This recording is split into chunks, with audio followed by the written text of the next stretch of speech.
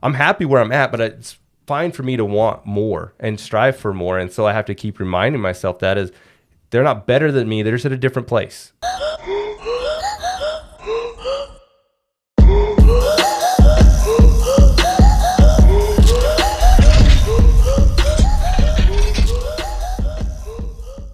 Hey guys, this episode is brought to you by Overstock Dixie. You can go like and follow their Instagram. There's new items that pop up on there every day, multiple times a day. Anything from furniture to tools, electronics, pretty much anything you're looking for. Hey guys, welcome back to the Derek Legg Podcast. We are in the vault again today, another episode 66. Our guest today is a lifer in Southern Utah, right? Pretty much. Been here in and out, but yeah. Yeah. I met him, I sold a safe to him, and I just kind of connected with him on social media. We were just kind of talking about it before we started. And it's funny how you're connected to so many people that you don't see every day, but you feel like you know everything about them. And then we'll kind of get into a lot of that. But this is Rustin Staheli. How's it going, man? Going good. How about yourself? Good. This will be fun, dude. I started following you even more when you gotten into the new business you just started. And it's cool because I'm kind of in the same industry, right? Yeah. And so a lot of people talk to me about firearms training and whatnot. Mm-hmm. And then I think that at least the little bit I knew about you leading up to that, and then what kind of transitioned you into being an entrepreneur and doing your own thing, I was like, I got to get him on the podcast. This is a cool story. Yeah. I'm glad to be here. Yeah. So what I'd like to do is just kind of backstory a little bit, just let people kind of know, where you're from, maybe what school you went to. And then I want to know the story that got you into running your own business. Okay. So grew up small town kid in Enterprise, Utah. Really nothing special that happened in there. I went on an LDS mission, but decided that partway through it wasn't for me, and I actually came back. And I remember I always wanted to go into the military, and it's that kind of like that big jump. And I remember sitting there one night because my family's very LDS, and my mom told me, she's like, if you couldn't make it on your mission, what makes you think you can make it in the military? I'm like, well, fuck this. And so I called my recruiter that day. I said, we're doing this now. And so I did that. I was military for 9 years.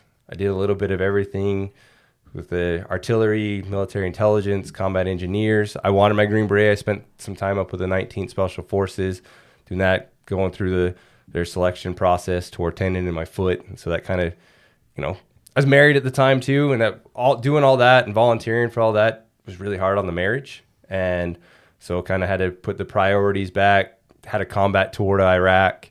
Then after couldn't kind of hold the marriage together, we decided to get a divorce, go our separate ways. And I was like, well, the next natural step that I wanted to do was law enforcement. I had friends down there, cousins of Las Vegas Metro, and I got hired on with Las Vegas Metro PD. And I was never getting married again, never doing that. I was like, no, I'm done. And back it up a little bit. I actually met my current wife now 8 years ago. I got home from basic training. Her family's originally from Enterprise. Seen her driving her car, and I had a new truck, and we raced, and I asked her for her phone number, and she told me no and drove away. And so, classic story. 8 years later, I'm moving to Vegas. I don't know anybody. Like, I just been through a divorce and like have very many friends anymore. And I seen her. I was like, I know her. So I added her on Facebook, and we just started talking. And then our first time that we actually hung out was she was introduced me to one of her friends. And actually, after we hung out, she broke up with her boyfriend 3 days later, and we have talked every night since. And I actually took her back to the spot she rejected me on the street corner, and that's where I proposed. And so 8 years later, I still win. That's hilarious. But when we got married, we decided that at that time we were thinking about having kids or doing something. We decided Vegas wasn't where we wanted to do it. So I came back here, was a cop in Washington City, and I did that for a little while. But the pay just wasn't worth it. All the stuff that you go through. I was only seeing her half a day on Christmas. It was like the only holiday I seen her. And you're still like struggling to make bills. And with the stories we go on for hours, just what happens in this little town, that it just wasn't worth the amount of money that you were getting paid. And so I got into sales. Everybody told me, she's like, you should sell, because I was like flipping stuff. I'm on truck number 57. Dang. And so just buying and flipping things. And so I got into power sports sales and really enjoyed that. Not quite fond of the owner, and there's some dealings that how things get done there. So we didn't quite see eye to eye on a few things on that. And I was selling to the manager over at Mercedes at the time, and he's like, come work for me. I don't want to work in cars. I know nothing about Mercedes. I'm from Enterprise. Like, shit. There's no Mercedes out there. It's not a Camry. Like, I don't know what you have on a Toyota. But I got over there and got into car sales, and actually did my first like full year that I was there. I beat their top salesman who's never been beat over there. I started building their internet department for them, and the sales manager left, and I actually turned into the sales manager and went from there and had really good success with that. So much so that, I mean, we'll get into it a little bit when you want to know, that we ended up splitting ways, because I started a passion, kind of a side thing, now turned into a full deal, that I always got asked all the time, with everything going on, I used to be the crazy one. I was the one that had the body armor, had the guns and all that, and everybody thought I was crazy. Then 2020 hit, and everybody thinks I'm a genius, and how do you set this up? So everybody wanted to know how to shoot, how to do this, and so I got asked all the time. And now I was getting all these people coming in from like California, and new customers I was meeting that were now interested in guns, or they'd heard on the news about AR-15s, but they didn't know what anything was about it. We had some like really good conversations. I'm like, well, I'm getting asked enough about this. And the other thing that really drove me was all the people that went and got CCW permits, and they're like, well, I don't know how to shoot my gun. I don't know shit about it. Like, I didn't even have to shoot it to get my CCW permit. I'm like, this is a problem. Yeah, it's scary. And the other one is, everybody has like plans for if there's a home fire, but nobody has a plan of if somebody breaks into their house. I'm like, this needs to change. Like, our world is not getting better. It's getting worse, and it's going to get a lot worse before it gets better. And so I'm like, I always wanted to do something I was passionate about. I wanted to be my own boss, and I'm like, this is how I can help people. Something I'm passionate about and good with. And so I started the business, the Modern Shooting Solutions, and they fired me from my job 3 days later, and so here we are. On the ground running, doing it full time. I told everybody I'm the happiest I've ever been. I'm the most stressed I've ever been. Trying to taking your passion and trying to make money with it at the same time isn't always easy, but it's been a lot of fun. I've had a lot of customers that have turned into really good friends, and watched them grow and watch them get more confidence. And that's been worth a lot to me. Yeah. So it's like, I kind of introduced you in, I've been following you on social media for a while. And like, again, I kind of want to touch on that, and it's more of just a life thing, not even about me and you, but it's funny how you can get on there, and we'll bring up what we were talking about. But I mean, I don't know. I have 1,000 friends, 2,000 friends. I don't know how many I have. I mean, I've got a lot of friends on there, but it's like masterminds I've been in. It's business conferences I've been in, business groups that I'm in, that everyone just follows everyone. You know, I'm like, people from around the world that are like friend requesting me, and I'm like, I don't know who you are. Yeah. And then I realize we're in this one group together, but with you, it's like you came in. I don't even think you bought the safe from me. I think you bought the safe from one of my employees. I think you were there. I think the first time I came in, you weren't there, and I think you were there the next day. And I ended up buying it from employees, but we just ended up talking. Yeah, and it was the same thing, like you were saying. You're a relationship guy, right? And so, and that's really what we do at the store. It's not, this is. I mean, if people want to know the fire rating, we tell them, but we don't walk up and say, "Oh, this is the best fire rating. This is the thickest steel." It's more just like, "Hey, man, how's it going? Is there something I can help you?" And like you were saying, you had sold a car and you were talking to someone. The car was already sold. Yeah. And now you're just kind of building this relationship, right? And that's what we do. A lot of the times I'm like, dude, I need to let you go because I'll sit here and talk to you all day. Sometimes it backfires. There's sometimes that I don't know what it is about being in sales, and people think you're their priest or their bishop. And I'm like sitting there, I'm like, I don't know what I did that makes you feel comfortable. Tell me about your divorce and things that you're going through. But I'm like, if you're buying the car, like, I'll listen. So, but there's something I've learned from that though, man, is it's a gift, because people don't have that. And I had someone comment on one of our posts, and they said, like, what I'm really good at is relationships. And I never really looked at it like that. I always thought I'm just an oversharer. I talk too much. Yeah. I dominate conversations. And I've had to learn how to tweak that dominate conversations thing. And my wife will tell you I'm not any better, but like in real life, I think I am. Yeah. And this has definitely helped me with that. 60 plus episodes in, I've had to shut up and let someone else talk. But anyway, so back to the social media thing. So I've had this connection with you I don't even know. I'm assuming I friend requested you because I tend to do that with our customers just to kind of keep in touch with them. And it's kind of like a return business thing for me too, just to keep in touch. And you were building a house. And so you wanted a bigger safe. Yep. Came in, bought it, talked a little bit, friend requested you. And then your dog, you guys went through some... My Great Dane died. Yeah, and you'd had him since a puppy, best friend, everything, right? Yep, went through the divorce. We actually fought over him like a kid. Oh, really? And I won out. Yeah, and I remember following that, and I'm like, man, that sucks. And then when you made this post about working at the car dealership, kind of what had happened, but what I loved about it wasn't like shit on you, boo hoo. It was more like, hey, so this is what happened. Now I'm taking a step forward. And I think you even said I'm burning the boats, or maybe I just burning the ships. So burning the ships. I better quote. His name is Austin Anderson.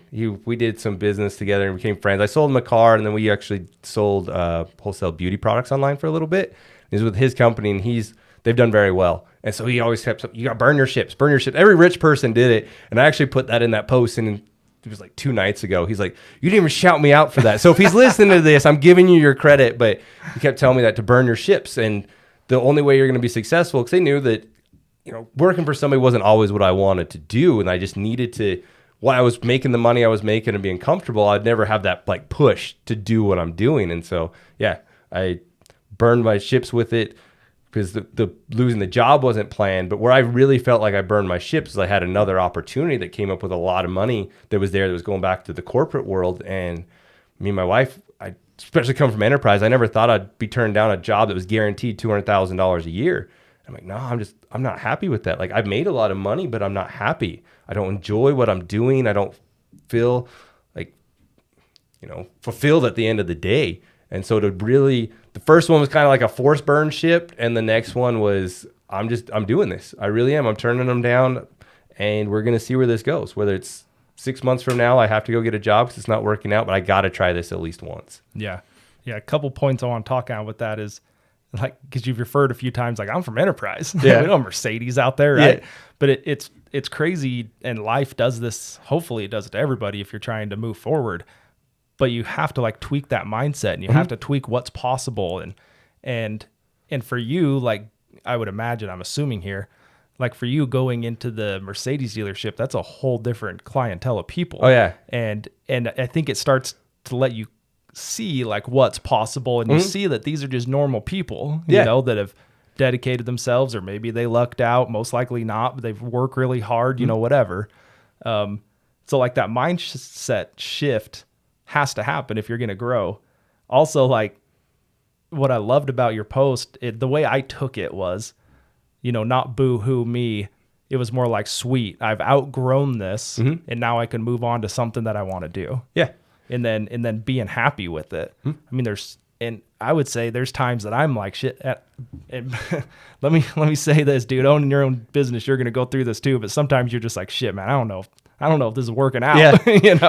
Dude, I hadn't even owned it 3 days, and there were some of those first ones, like the self-doubt starts creeping in. Yeah. The said comparison's the thief of joy. Like, I get on there, and got another friend who's got a training business, and ex-Army Ranger, was a contractor. Like, he's bringing on now a bunch of trainers, and I'm looking through all of his stuff. I'm like, dude, I don't know if I can do that. I don't know. You start comparing.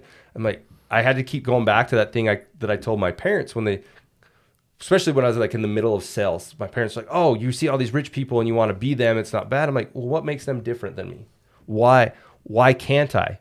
Like, I'm happy where I'm at, but it's fine for me to want more and strive for more. And so I have to keep reminding myself that is, they're not better than me. They're just at a different place. And I'll get there. Maybe my road takes me somewhere different, but I'll get to where I'm supposed to be. I just got to remember, like, this is all I can focus on today. Like, the next person I talk to right now, the next podcast, the next thing, whatever I can do to keep bettering it, that's what I got to focus on, instead of they're so far over here that I'll never get there. Yeah. And so that it's hard. Like I don't sleep at night, and that runs through my head a lot.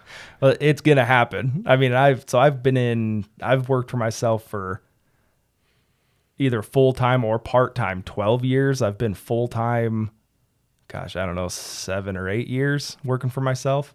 But dude, it never, I don't think it ever ends. Yeah. Like it's always there. But the thing is like even right now, dude, like you're in, life terms, you're very early into starting your business, and you can already look back and see those changes. Yeah. And even just you realizing, I'm doing something I want to do.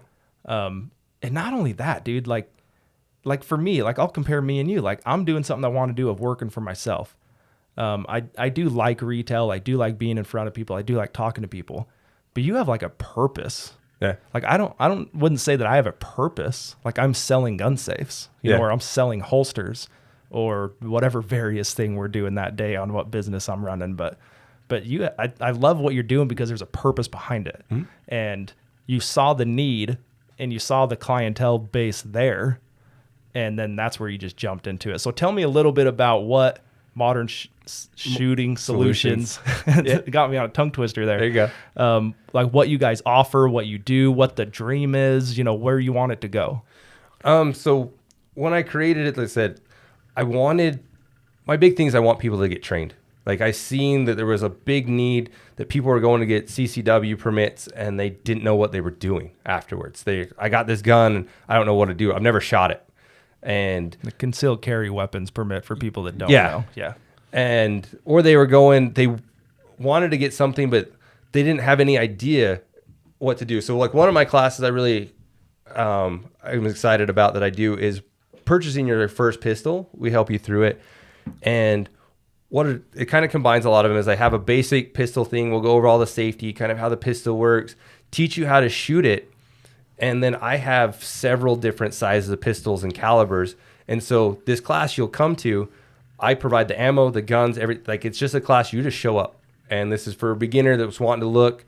And because I don't think you can know what pistol to pick until you know how to shoot it right. Because a lot of people buy these guns and it feels cool in the gun store, but they go out and shoot it. And we start putting like real situations in where, maybe we need to do a speed reload, or you need to be drawing it from the holster, and they realize like, shit, this doesn't work for me. Yeah. And so it's been funny is everybody that's done this class, I've asked them beforehand, I'm like, just out of these, after you felt, just pick one. Which one would you buy? If you're at the gun store right now, which one would you buy? And they pick it, and it's always like the Glock 43, because my wife's gun, it's cute, it's small, it's whatever. And by the end of the class, every single one of them has changed. Because now they're like, well, I can't put my hand around this, or I can't manipulate this the right way, or my thumb can't hit this safety. And so I'm like, yeah, you would have wasted $700 and bought a gun that's going to set in your gun safe, because once you started using it, you're like, I'm not comfortable with this. I can't shoot it. I can't do anything. So that one's been a really big one I've been excited about, to get people to find one that they're willing to carry, that they're confident with, and how to shoot. Because if you do all those things, they'll carry it. And that's somebody that I may be in the mall one day that saves my life or can watch my back. I want to create a community that people that are proficient with it, not just have them. Because I'm very big pro Second Amendment, and it's your right to bear arms, right to carry them. But I think it's your responsibility to learn how to use them. And if you don't, leave it at home. Yeah. Yeah. And the other fear for me of that is people buy it, don't know what they're getting into, sits in the safe, but then they just shut it down. Mm-hmm. I tried the whole gun thing. It's not really for me. Yeah. Or you go buy a revolver and it kicks like hell. Yeah. And they're like, yeah, dude, the guns aren't for me. And I mean, I've had conversations. So, I've been in the gun industry for almost 10 years doing holsters and now safes. And that's a lot of what people talk about. Doing holsters, people didn't know what they were buying. Mm-hmm. And then they would buy something and they would want to conceal it. Yeah. And it's a full-size handgun and they're 110 pounds. Yep. And I'm just like, dude, I'll make you a holster for it, but that ain't what this is for. You know, or like you could do it and we'll make the holster so you can do it, but you need to understand like there may be something out there that's better for your situation. 100%. That's what the problem is there's two different things. There's either so much ignorance they know nothing about the firearms community, or they know just enough to be stupid about it and think that they know everything, and ignorance gets in the way that my grandpa taught me this, and so this is what I'm going to carry or do something, and it just never ends right. What do you see more of? It's kind of mixed because with all the move-ins, I'm actually getting a lot of people that are just wanting to get into it. I do informational classes only. I get a lot of people. A lot of my clients are turned into females and stuff like that. My wife does waxing, and so she has a lot of clients that come in that, you know, their boyfriend was going to teach them one day or somebody, but nobody ever does, and they're interested in it, or they've moved here and they just want to learn about it. But those ones will actually end up taking the classes. When I'm talking with people, I find there's a lot of people. I don't need firearms training. I've shot growing up. I've done this. It was an argument. I was talking to some people at Walmart one day, and this cashier lady, I would never pay for a class. I know how to shoot. I know how to do this. And I'm like, you know, I'm not here to force anything. Just get training from somebody. But I'm not trying to judge, but I'm pretty sure that if like your life was a cashier at Walmart, you may still have some room to grow. Whether it's with me or somebody else training, when you think that you know everything, that tells me how little you know. Exactly. I still take, between law enforcement and military, I still take basic classes. I've learned something from every single one of them. So... yeah, I was that guy. Like, I didn't grow up with guns. My grandpa had guns. Once I was old enough, I started buying everything I could get my hands on. And like, yeah, you go out and throw some pop cans out. I can hit a pop can all day. And so I'm golden, right? Uh-huh. Like standing there, take 20 seconds, pull the trigger once. Mm-hmm. Like, I'm good. I can do that. And so like, then you take people out that maybe aren't as familiar. Well, now I'm top shit, you know, because I'm out there drilling the can every time. Yep. And then what got me into it was doing a little bit of competition stuff. And me and my buddy Alex Stout went out, and we were both very green at this, you know, and we got humbled really quick. Mm-hmm. And we were even like, dude, we shouldn't even be here. And this was just like a for fun thing to kind of wet your feet, you know? And so that really kind of humbled me up. Then I've been to classes now. I did like a long range class a little bit ago because I hadn't done anything really long range. Like pistols, I feel pretty confident with. To be honest, my weakness is just my fitness in general. Yeah. But like when it comes to like shooting, I feel pretty good about it. Yeah. But if I had to like get out of a situation, I'm probably just unloading mags because I probably can't outrun it. Yeah. You know what I mean? I hear you. But that's part of it too. I mean, have you talked about, do you teach anything on that? On like, so let me back up. I'm teeing this up because I've seen your videos where you're carrying weights, when you're doing bags, when you're doing physical things. And that is so far removed from what people think shooting guns is. Yeah. So there's one part that I'm developing because, like I said, this was going to be a kind of a side gig, and it's turned into a full-time gig.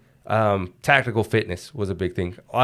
For me, I've always had to have something to train for. I used to cage fight. I raced motocross, special forces training. I've always had to have something. Bodybuilding. And the next adventure, we did some Spartan races. But now what I've started looking to is, have you ever heard of the tactical games? So it's like CrossFit with shooting. Yeah, yeah. And so that's what you have to wear, the body armor. You have to carry the stuff. And that's the closest you're going to probably simulate to, you know, stress and rounds coming back at you. And so that's the thing that I've started wanting to do, because they said you can go out and shoot pop cans all day long, but until we start simulating some of that stress and some of those other things that we get into it. So I do it twofold. I want to have people, if they want to come out and try to exercise, get in better shape and have something different, I'm going to start offering that where we come out. It's not as much, you got to learn how to be proficient shooting. You don't have to be an expert, but I want you to be safe. So we got to learn how to be safe. But then we're going to start transitioning into some of those funner exercises, like I said, carrying the bricks, doing those other things. So that way, you get in better shape. It's fun. It's not just going to the gym and lifting a weight, but then you can start to see where, you know, how much you don't know. My grip isn't good. Like once I'm starting to sweat and my hands are sweating, I can't hold that pistol and hit the target. Well, what do you think it's going to be like when you're in a gunfight? And bullets are coming at you. Yeah. And so I believe that, you know, personal protection is the whole thing. Physical fitness as well as your abilities, because if you're not physically fit and you get winded just going up the stairs, once that blood pressure goes up and, you know, bullets start coming, it's going to be a bad day. Sure. Yeah. And so that was the big thing going into the competition stuff. Once they hit that timer and it's beep and I know I'm on the clock, dude, I would just see red and I'd just start throwing bullets out there, you know? And so that really, and so turning that into what we're talking about, being stressed out on a timer and being stressed out in a gunfight, I can't imagine or even close. And I'm stressed out being on a timer. Yeah. And so it was kind of eye-opening for me that, okay, maybe I need to be more proficient in all of this. And also just the muscle memory of all of it. Yeah. And I don't know, I've never been in a gunfight. But I would imagine like just knowing how to reload, knowing where to grab, knowing where to drop the mag, doing all of that, I would imagine would help you more knowing how to do it and having muscle memory than not. 100%. When something bad like that happens, whether bullets are coming out, as soon as you pull that out to be in like a self-defense situation or whatnot, it does. It goes back to those things, and you go back to your level of training and below. So if your level of training is barely, it's going to be below that when it happens. And it's crazy when I've been in those situations, like you'll do something and then afterwards you're like, I didn't even realize that I was doing it. It just became natural. And that's what my classes, I hate instructors that talk in absolutes. My way is the only way, or this way. I believe there's a million different ways that may be the right way for them to do it, or depending on what they're training for. If I'm training you to shoot steel, it's probably going to be differently because it's about time and about this. And you're not worried about getting shot. Then if it's going to be in a life or death situation, I went over this with some students of why I teach the way I do it, because everything that can go wrong usually does when it goes bad. And so I'm training you to do this because we're talking about mag when you're doing a speed reload, and I strip the mag every time. Most people sometimes will hit this, and I watched a student do it the other day. He hit it and then was already down to his mag, but it didn't slide out. And so he's trying to move this, and it got, so every time we're going to strip that, because what happens if you're shot, you're bleeding in your hand, it's down in the dirt, and that thing gets stuck. Now we're here, and now we're trying to figure this out, and now you're screwed because bullets are coming. So we just get in the muscle memory of stripping that and doing it. But if you're in a competition shooting where you got a 2011 that's all slicked out, it is faster just to dump this and do it. But different trainings for different situations. So that's a good point, because I think if I was in that situation, that would be me. It'd be hitting the mag drop and flicking the wrist out, and my hand would already be down pulling my next mag out. Yep. Sorry guys, we had some noise going on outside the studio. We've got it cleaned up. Our producer Blake went out and gave him some drill sergeant lip, and now they've shut it down. So we're going to kind of dive back into what we were talking about. Just to remind us, we were talking, of course, the listeners, it's just going to flow right through, right? But talking about trainings, different style of trainings, muscle memories, and what you teach is stripping mags instead of what I do of just flicking the wrist out, right? Yeah. And so you're kind of teaching the life and death, bullets coming at you, what could go wrong will go wrong. Yeah. And then maybe we're even at the finish of that thought, but if there's anything else you wanted to cross. No, it's just, I pride myself on being, it's not an absolute. To train, I'll train you in a certain way, the way that I learned that's worked for me, and to do it. And just to, my experiences, you go somebody else, they may train you to be a professional shooter, so it's going to be different. But mine isn't to get you to go out and win the next, get a grandmaster, be ranked that way. It's more or less to save your life, give you the best chances of saving your life and building that muscle memory for, you don't have to rethink about it, because thinking when that tunnel vision comes in, it's not going to happen. Yeah. Yeah. We were kind of talking off just barely, and something I wanted to bring up is your target market. Like your target marker is not, I mean, it can be, but it's not necessarily someone that's extremely comfortable shooting a gun. That's not who you're going after. No. So tell me what your target market is and why, like why you're targeting that. So my target market, I went to, because that's one reason I didn't leave the word tactical in my name, is I didn't want my business to be intimidating to new shooters. I can teach the stuff, and if you follow me on Instagram, we do get into some more advanced trainings. But what's crazy is those guys all started as beginners who'd never had a pistol and are now doing that because they wanted to invest in themselves. They actually turned into customers that come weekly, if not bi-weekly. And so we've taken them from there, and I can get you to there. But my target one, the people that I want to do, has been a lot with females, because like I said, my wife works in waxing, and when they're in that intimate thing getting Brazilian wax, it's kind of funny that guns and stuff do come up from people that have moved here, because they moved here from out of state, and Utah has them and they've been interested in it, but they don't know where to start, what to do. They're not comfortable with them. And so really the, female soccer moms, people that have wanted to learn, their husband and boyfriend said they were going to teach them but didn't know how. Just the market of people that want to do it but don't know where to get it from, and to feel comfortable with it, that they're not comfortable going to a, tactical type training where they feel like they're going to be the slowest one there, the people that don't know anything. I want the people that don't know anything, that we're going to get you comfortable to understand it, how to work it, how to understand the basics of it. Or even if it's just the lady I talked to the other day, very anti-gun, but she was curious about it because her mom is older and lives at home alone and is interested in getting one, but she picked up a gun one time and is super scared. And so I actually walked her through what we did on the informational one. We have the laser training pistols where we'll actually teach you how to shoot. You don't have to fire any live rounds, but to get you comfortable with it. And those are the ones I get excited about because it changes from, she went just from right there in our conversation to, I never want to touch a gun, to I'm open to taking a class. And I'm pretty confident by the end of that class, she'd be like, I'll be open to shooting it once she understands it. And that's where I want to be, is I just want you to get training. Whether it's for me or for somebody else, I'm there to help get somebody get trained where they get comfortable. Yeah, it seems like the last few years and the political balance and the way our government's run is a shit show. Oh, yeah. I've talked about that a handful of times on here, but the gun sales are through the roof. Yeah, thank you, Biden. Yeah, yeah, the Democrats sell more guns than anyone, right?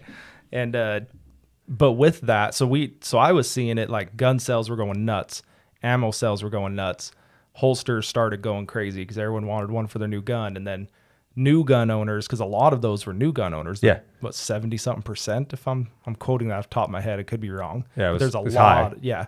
And so then we were selling a lot of like smaller safes, handgun safes. And so like I saw the trend walk through all the businesses. But you're right, dude. And I've always said it. I went to the concealed carry class. I don't know. Let's see, I'm 33 now. I probably did it when I was 22. So 10, 11 years ago. And I didn't do anything. We went to my buddy's living room. We sat in my buddy's living room, and the instructor read through the book. Yep. And then he was like, he pulled out, a blue gun, a fake gun. And he was like, hey, this is the slide, this is the grip, this is the trigger. And we're all like, yeah, no shit, Yep. And then he's like, there's some holster options. And this is before I was doing holsters. He's like, does anyone doing holsters? Anyone know anything? We're like, yeah, we're good. And he's like, okay, we'll move past that. And then he's like, who needs pictures and fingerprints? Yep. And then you pay the guy and you leave. And I'm like, dude, I like not taking anything away from like mentally disabled people, but like I literally could have been at any mental state period and past that. I was legally blind when I took mine. I had eye surgery and I had PRK, and the E on the charts, I couldn't even tell that was an E. I only knew it was E because my whole life. Legally blind. We didn't have to shoot. We didn't have to anything. Yeah. It was the biggest joke. Yeah, they don't have to show you how to hold it. They don't have to nothing. And so when I left that, I was like scared. I was like, dude, there are so many people walking around with guns that should be so far away from them. It's scary. Yes. And so that's what, and kind of piggybacking as well, where you were saying that you still take basic classes. Yeah. And so that's what I love is like, okay, I have this target market, but we're not saying that, dude, if you're comfortable with them, I'm not saying you can't come and do this. Yeah. You're still going to get the attention. You're going to learn something. I mean, everything I've done, even going with friends or competition shooters or hunters or whatever, there's always something I've picked up, I have been to a couple where, they're kind of like my way or the highway type of thing. Yeah. And they're like, this is how we do it. If you have a better way, great, but this is how we're going to do it today. Yeah. And I'm even like, okay, I'll do it your way. And even at those, I've walked away from like, you got to be open to it though. Yeah. Right. And so even I've walked away from that being like, oh, I've never really gripped it that way. Or my stance was a little more angled or whatever. Yeah. And so any training is training. 100%. And I've had a text group going back and forth of like, guys, we need to start getting together and shooting more. Yeah. Like let's set a time on a Sunday afternoon or, something a couple times a month at minimum and just go put rounds out. Well, what's crazy to me is, ammo is expensive, but they have a stockpile of 5, 6, 7, 10,000 rounds. Like, bro, you're not going to get in a fight where you're dumping 10,000 rounds. Like, I'm fine saving 500,000 rounds. Like, we're not going to get into a gunfight where you're putting 1,000 rounds down range if things go bad. Use that other 9,000 to practice, because if you got 10,000 rounds but you can't shoot or shit, like all you're doing is saving those rounds for somebody else that can. If things go that bad, if we're getting there. Yeah, and if you're at the point of you're bailing out, you're going to the hills, you're going whatever your plan is, you're not carrying 10,000 rounds with you. So practice with it. It makes it. You have all these guns and all this stuff, practice with them. But the problem is, the other thing, that's why I got into it too, is people carry these guns, but they don't practice with the one that they carry. I was the same way. I recently switched about a year ago because I practiced with all my fun ones, the 2011s, the bigger ones, and I carried this little XDS that I couldn't hit shit with. And then I got into it. I'm like, took my own advice. I'm like, I need to start practicing with what I carry, even though it's a little bit more uncomfortable. But I carry a full size with a light, with all those things that now I feel comfortable with. If it happens, that's what I train with. The one that the cute little one sits at home in the safe, and I never really take it anywhere. Yeah. So, and I that's what I liked about you being able to pick and shoot and know what you want to do, because, and coming from the holster side of it, like people would, like I made a holster. I was up till almost midnight last night doing holsters, trying to get caught up because I've been in and out of town hunting, and I made this one, and the kid said, "Hey, I'm just kind of tall, skinny. This is what I want." Yeah. And he wanted like the appendix carry with the mag on the side, and I'm like, dude, if you're small and skinny, I don't know how you. And it's a full size gun. I'm like, I don't know how you're gonna do this, And so I ended up making the whole thing, and then today when he came and picked it up, I like formed it to him, because I'm like, if I make this just standard, it ain't gonna fit you. Yeah. And it's gonna stick out. It's gonna print. It's gonna be a nightmare. And so being able to just drawing parallels, like me catering that to him and you catering your course to a student, that, I mean, really, it's priceless if it comes down to it, because if you had to rely on something that they learned in your class to save a life or their life or a family member's life, and that's what I like what you're doing. Like, I got into the competition shooting, and I'm not good by any means. Like, I can hold my own, but against those guys, I'm nowhere on the map, right? But that's a whole different level of actually taking cover, maneuvering, moving, running, whatever it is. Mm-hmm. Like, I've never even really done that, to be honest. Like, I've thought about it. Yeah. Like during the break, we were talking with Blake about like defending your house. Huh? Are you going to go run to your kids, or do you not have kids? And my wife and I were talking about this a little bit ago. And so we're a 2-level house, mm-hmm. and then we're upstairs in the corner, but we have like a spiral staircase to the downstairs. Well, we have like a big vault room downstairs. And so I'm like, well, we just got to get to that.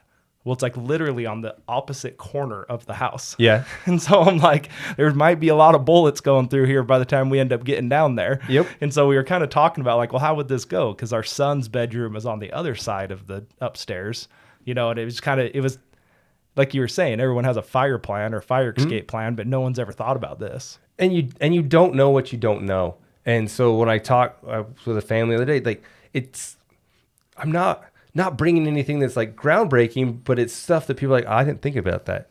I didn't do that, because a lot of the things that I'll do. So for example, at the end of one of the trainings, I do visualization stuff, and I'll actually, cause we go from the beginning where we can't hit anything to where at the end they feel pretty confident, and we'll do a visualization one. And I get pretty graphic in it, because if we're training for like a real world situation, and I just give them a thing, okay, close your eyes. I'm going to put you through a situation. And then when I say threat, you're going to open your eyes and address that threat, however you see necessary in that thing. And so they'll do it. And, some people empty the whole mag, everything like that. And then afterwards, the groups people can't even hit the target afterwards. But the other thing I started instilling with them, why it's important, is, all right, how many shots did you shoot? Well, I shot, I think 6. You shot 8. I'm the prosecutor now. You said you shot 6 and you actually shot 8. What else are you lying about? Well, what position was he in when you shot? I told you in this thing that he was leaving your house when he was doing this or this. You shot him in the back. Now you got murder charges. These are all the things that you don't think about. And doing like the home defense one, I'd come out, if you stand there, you'd shoot him. Well, what rounds are you carrying? Oh, those are full metal jackets. So if you miss and it goes through that and your kid's walls through other there, did you understand that? These are all things you just don't know until you do it. And like, oh yeah, shit. That makes sense. Yeah. And so the time to put the plan together isn't when the dude's standing in your kitchen naked with a samurai sword. It's now when we have time to think about it and kind of play the what if game. Yeah. Yeah.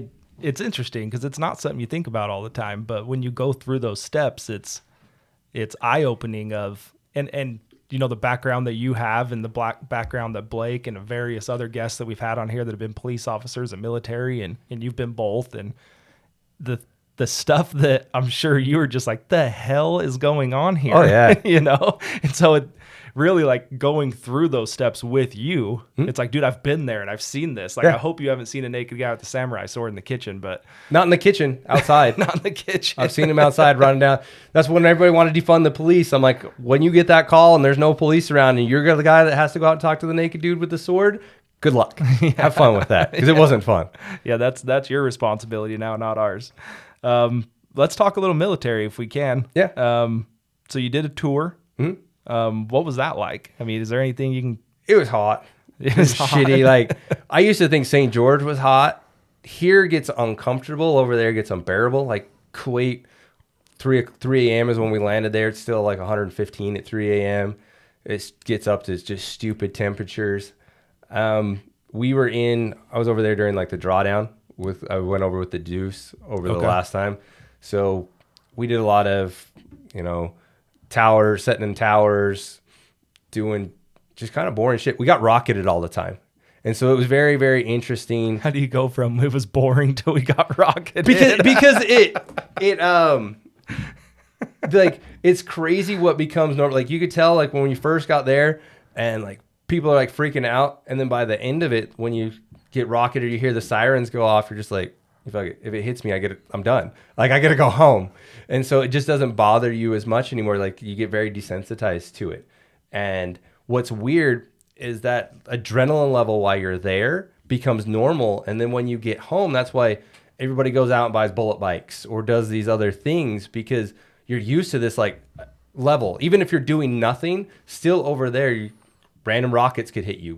You could get attacked. Even if you never get attacked, that's more prevalent. It'd be like you walking around Martin Luther King Street down in Vegas with a MAGA hat on, just knowing that at any given time somebody could attack you because they just hate you. And that's the same thing. So whether you got in a gunfight or not, that level was just always there. And then you get home and it's not. And I got into cage fighting, got into all these things to get that adrenaline back, because that was my new baseline. Right. And so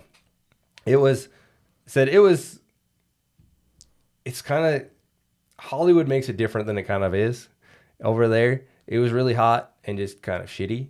But what's funny is I call them graduation goggles. I got it from like a movie. Like, when you get home and then you're sitting around with your buddies and you're like, oh yeah, I missed that. We had this great time. And then when you stop to thinking about it, because like when you graduate high school, I had a shitty time in high school. And then afterwards, at graduation days, everybody's crying because they're sad. I'm like, I'm not really sad. That fucking sucked.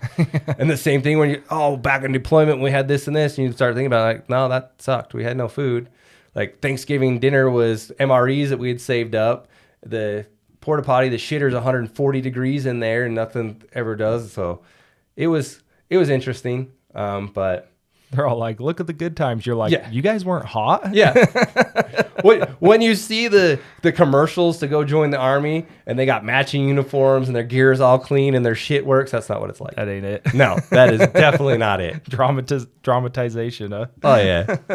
Well, it's something you said, dude, I want to talk about, because I think it's how life goes, and no matter what situation you're in, as long as you can be consistent with it. So I'm going to kind of flip this when you're talking about being desensitized to it, right? Yeah. Like being in business, like these things that are right now, like we kind of touched on this right before we started, things that are hard now and are stressing you now, like that's just going to become normal. Oh yeah. And you're going to be like, well, I used to stress about that, but now it's like, that's just a Tuesday. Right. And then there's going to be new things that you're like, you're stressed about this.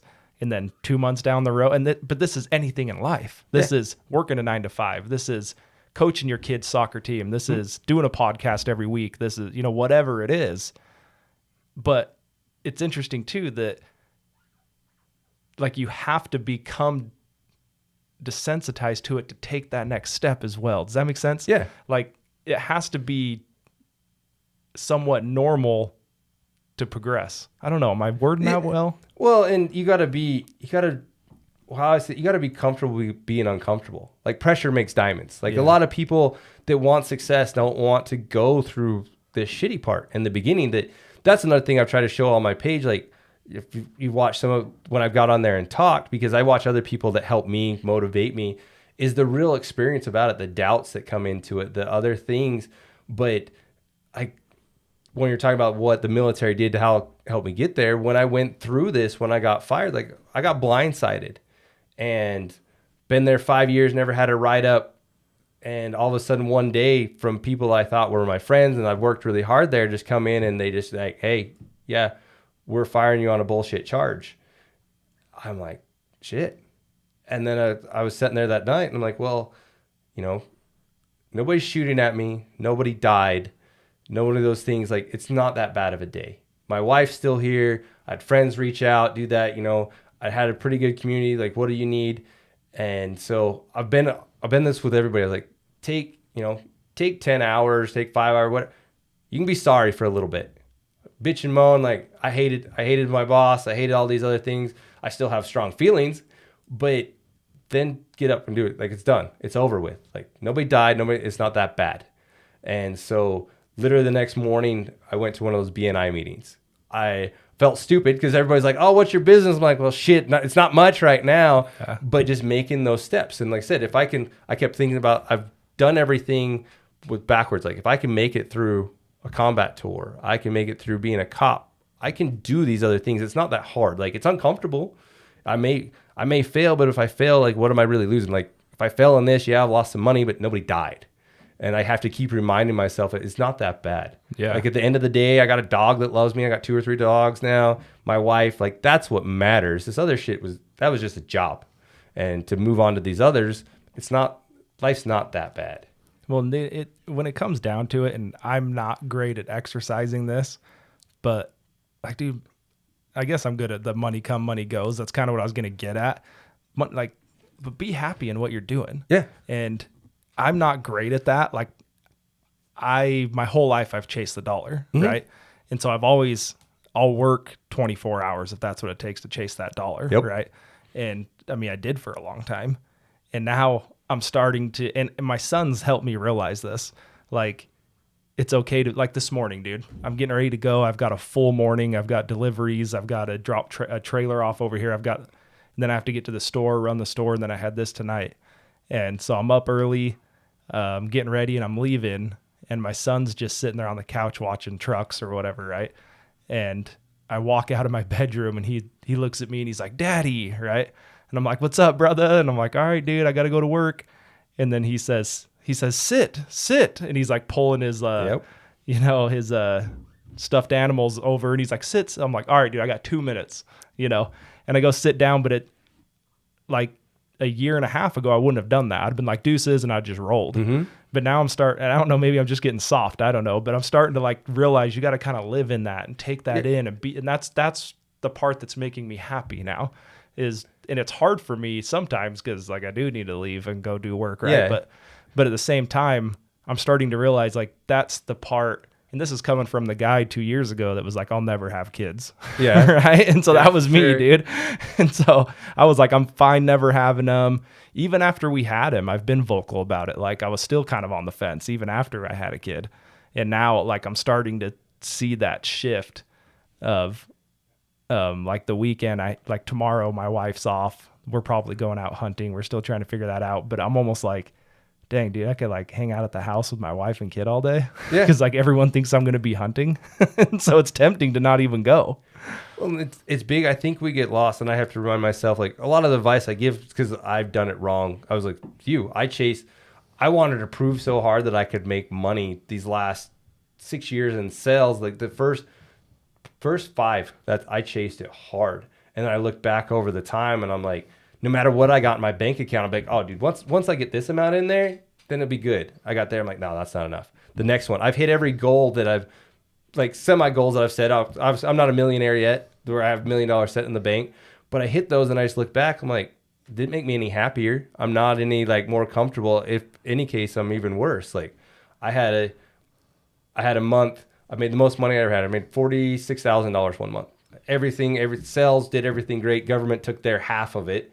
And then I look back at it. I'm like, really, the only thing that was happy about that is when the little times I got to spend with my dog or my wife, exactly. Or we went and did that. Like, I don't remember those times I made those big checks or did anything else. The money's gone, and I think we focus too much on, like, this end goal. I'm gonna own this business. I'm gonna turn this training business. I'm gonna have 100 employees, and I can go wherever I want. But not enjoying the simple steps while we're here right now. Like, enjoying the process. Once the person that enjoys walking will go further than the person that enjoys the destination. Because if I just enjoy walking to get there, I'm going to continue to walk. If I just want to get to the destination halfway through, I'm like, this fucking sucks. It's hard. Yeah. And so that's why I keep reminding myself, like, this is the stuff I like. I was excited to come tonight. Like, I got to take my little wins. I hit 100 people on Instagram followers. That's a little win. I'm not stopping, but these little wins. I got the news article with St. George News. That's a small win. Like, you got to let yourself be okay with those, enjoy those, celebrate those a little bit, and be happy with them. Take the moments, because find something you enjoy and find a way to make money at it. Don't chase money, because no matter what you get in your bank account, you're never happy. Yeah. I mean, that number just goes further and further and further. Yeah. And I think there are people out there that can live in a very, very small budget. Yeah. People that are our age probably are a lot less that way. Yeah. But it just always seems like the further everyone I know, and I'm this way, like the more money I make, of course, a lot of the money I make goes back into trying to make more money. Uh-huh. So people I'm not out there buying the new shoes and, that kind of stuff. Like, I'm not that guy, but the more money I make, the more I realize I want to make more money. Yeah. Does that make sense? But what's cool about like what you're doing now and what I'm doing is like, we control that a lot more than you would have selling cars. Right. 100%. And what I was going to say when you were talking about, your $40,000 a month, it's like, yeah, dude, then how much did you make them? Like, how much did you sell? And being the sales guy's great and making 40, but what do you got to do to own the place? Oh, 100%. You know what I mean? 100%. And so there's just levels to the whole thing, but it's all like, we started off, I'll say it again, like just a small kid from Enterprise, never seen a Mercedes, right? Yeah, that's right. Like, it's just getting out of that mindset and upgrading and upgrading and upgrading. I heard a thing the other day, and I 100% believe it, that being born middle class is one of the worst things for you in your future. Because if you're born poor, there's nowhere to go but up. Yep. Like, you will push to pass it. If you're born rich, your rich parents tell you the world's yours. Whatever you want, you can go get it. The middle class that's kind of there, it's play it safe. Go get a job, work 30 years, go do something, which isn't bad. I'm not saying that's a bad thing to do, but for dreams, it is, because it makes you just that mindset of you being scared to take risks. Growing up in Enterprise, like I said, I wanted to live a different lifestyle than my family. Not saying my family's lifestyle was bad, but I have to fight those things all the time with money. Even if I want to spend something that I enjoy, guns and stuff like that, I can't spend that money. That's a lot of money. But I have to break some of those things or invest in the business. How many people that are from my old life that kind of live that lifestyle, it's very, like I said, you're the average of the 5 people you hang around with the most. I've had to change a lot of people I talk to, because if I talk to people that are from that life, do you know how many businesses fail? How are you going to make your house payment? Mm-hmm. How are you going to do this? I'm like, I know what my house payment is. You don't have to remind me how much my house payment is. But breaking those mindsets that you fight all the time, like, no, I can make this. I can do that. And to get past it is very, very hard to break, because that was my life. You do this, you get a job, you stay there, you don't take big risks and do it. But what's funny, just like everyone else, they told me the same thing about sales when I got into that. You know how hard sales is going to be. Fast forward 5 years, oh, it must be nice to have that big house. It must be nice to have a pool. It must be nice to have this. I'm like, I worked for it. Yeah. I took a chance on myself and did it. And so if I can do it, anybody can. You just got to put the work in. But people, and we talked about this with Jefferson Rogers last episode, I believe. But people didn't see the military. People didn't see the police. People didn't see all the hours you put in. People didn't see everything you learn, relationships you're making, overtime you're doing, cars you're selling. People don't see any of that. No. They see the big house and the pool. Yeah. And that's what kills me about society right now. And I think I don't know who's doing it, but I think it's on purpose. It's done that way, right? And I have a lot of relationships with a lot of very successful people, and some not so successful, right? And I've tried to surround myself with more and more with that higher success. And I look at it, and it's always the must be nice culture, right? Yeah. And it kills me. I'm like, dude, you guys don't even get it. And even people will, his family loaned him money, his dad loaned him money to do that. And I'm like, well, that shit still ain't easy. Yeah. I'm like, so maybe he had a head start. Good for him. Good for his dad to be in that position to do that. Like, good for them. Life's never going to be fair. Like, let's get that out of the way right now. Life is never fair. Some people are going to have something a little bit easier, but we always look up. We don't ever look back. That I remind me and my wife this all the time because we look up, got friends that drive McLarens and have their own private planes and all that shit. But then I look at the other side, I'm like, there's people that have to decide whether, if I put gas in my car, I'm not going to be able to eat. Like, I'm not to that point yet. Like, so you got to be happy. Like I said, enjoy the process where you're at. Mm-hmm. And the social media is horrible on there. So many people get wrapped up into that to where even people will be like, oh, your business must be taking off. It's done well. But don't judge everything off of social media. Like I can look like I have a customer or client every day and we're doing something. We'll borrow that McLaren and see what people think about you. Well, when I worked for the dealership, I would take, I had a kid at the gym today finally asked me, I got to drive cars home. So we got used cars. I've drove G-Wagons, Porsches, all that. And he'd seen me in them. He's like, I want to know what you did. Like, what did you do to make that money? I'm like, bro, I was fucking borrowing that shit. Like I just had a dealer plate. None of that was mine. And so it's just funny what people create in their mind of how, must be nice. It must be this. And something I've seen earlier, it's funny. It says if you're around people that complain a lot, you're a complainer too, because that's the kind of people you're with. So if you're surrounding yourself with people that are complaining or the must be nice people, that you're one of those. So if you're the people like, oh, we can do this. Let's make this business plan. Let's do that. Then you're somebody that's pushing yourself. So be careful like who you surround yourself with, because that's what you turn into. Yeah. Like the surround yourself with, I think it was Bradley, or I'm not sure who it was, but someone was talking about like being the smartest guy in the room and whatnot, right?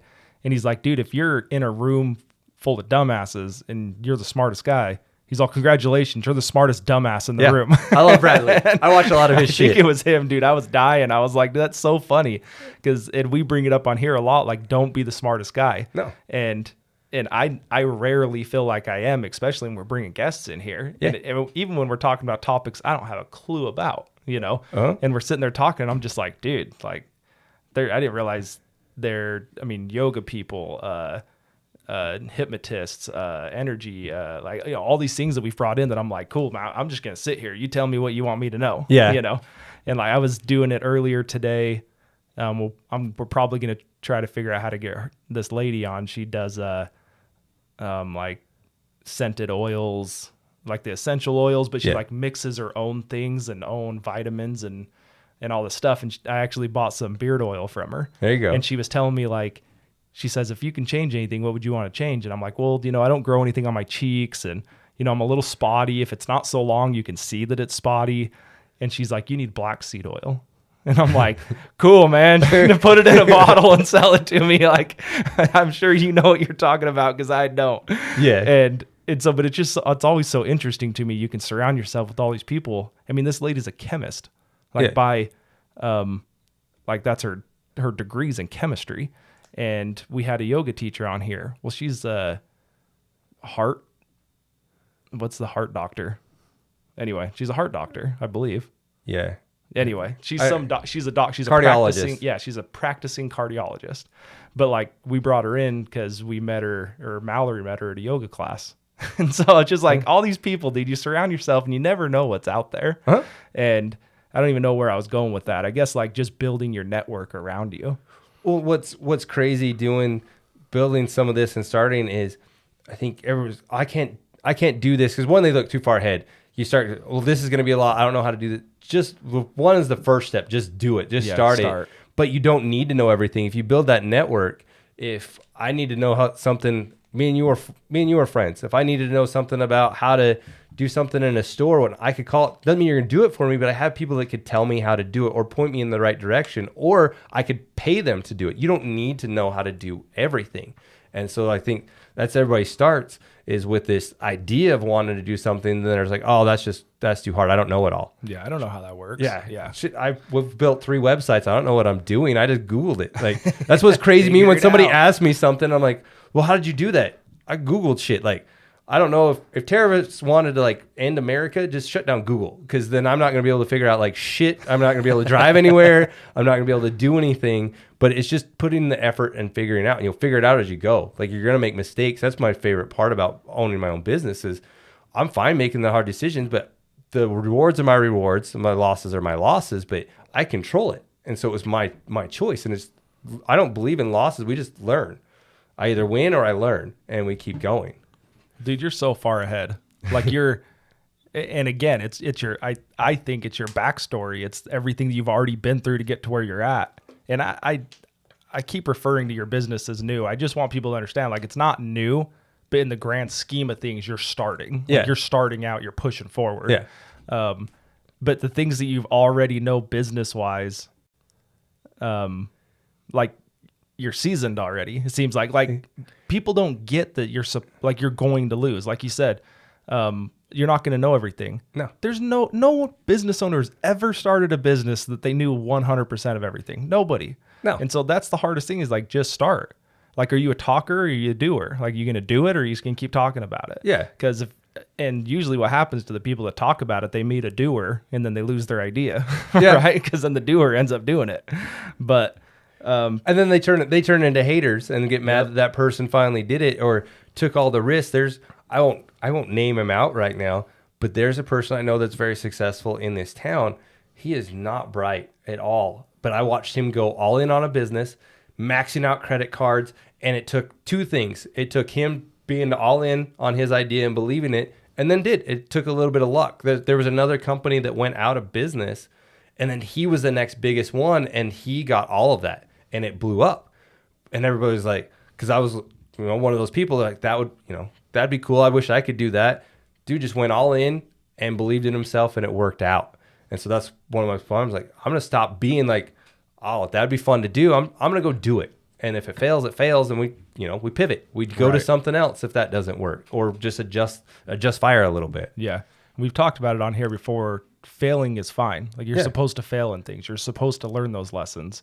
So we have a few clips that have gone, millions of views, and a lot of times I'll sit down and try and read all those comments because I'll try to interact, right? And there's so many people on there that are like, this just isn't true. This isn't how life works. This isn't. And I'm just like, bro, like, this is my life. Like, I lived it. This story is about me. Yeah, and I'm for like, sure. I'm like, I am literally the proof of this works.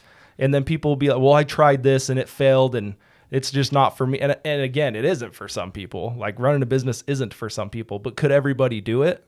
I think everybody could if they followed those same steps and, drug their knees in the mud for so long. Well, and the problem is I think what you need to have a clear view of what you see as successful, and then be able to put in the work to do it. Like, when I personal train people sometimes, because people have asked me, and I want them to have clear goals. Like, what goal do you have, and what are you willing to do with it? If you show me a magazine cover and you're 30% body fat, maybe you can get there, but are you willing to put in everything it takes to get there? And I'm going to tell you, because I've been there. I've been to 3% before. It is miserable. I wasn't happy. I was hungry. I almost went to the ER. My liver and kidney was shutting down. Like, are you willing to go to those lengths to do it? And what does success look like? In a business, to me, I used to want the big house, the Lamborghinis, and that. I don't want money for stuff anymore. I want it for time. I want to be able to spend more time with my wife. I want to enjoy what I do.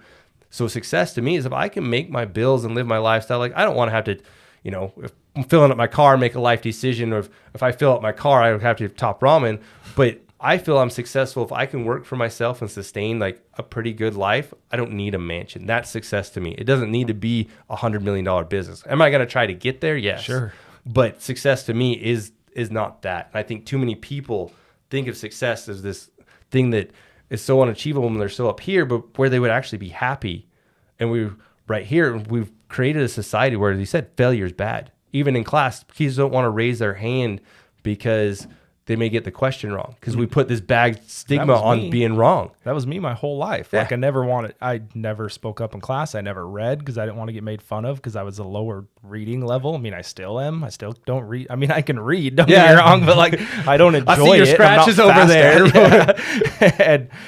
But I get sports, and I don't know, this just hit me right now, like people not keeping score, and I think it's stupid. But at the same time, like, you never wanted to lose. If you lost, it was a bad thing. And I never got into like high level of sports. I mean, I never got into like high school stuff. I was too busy skipping school and chasing girls, right? But I never like watched tape. I never learned from any of that. I never went back and reviewed anything. It was, you lose in like a city league game and you're pissed. Yeah. Right. It wasn't like, hey man, like you could have done this different. Oh, there was that play at third that we could have thrown it over. Like, you know what I mean?